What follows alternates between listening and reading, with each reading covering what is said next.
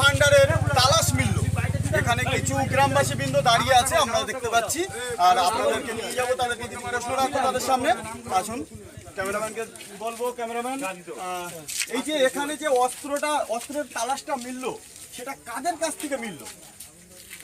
সেটা তো এখানে আজকে তৃণমূলের একটা জনসভা হয়েছিল এবং সেই জনসভায় জনগণকে ভয় দেখানোর জন্য প্রচুর মানুষজন ওরা হারমাত বাহিনী নিয়ে এসেছিল।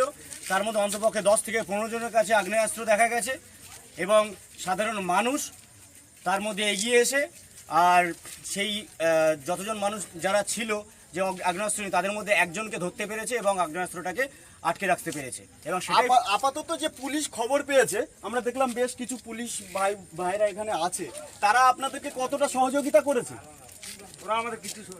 ওরা আমাদেরকে সহযোগিতা করেছে বলতে, আমরাই ডেকে খবর দিয়ে পাঠিয়েছিলাম এবং তাদের কাছে আমরা অস্ত্রটা তুলে দিয়েছি, হ্যান্ড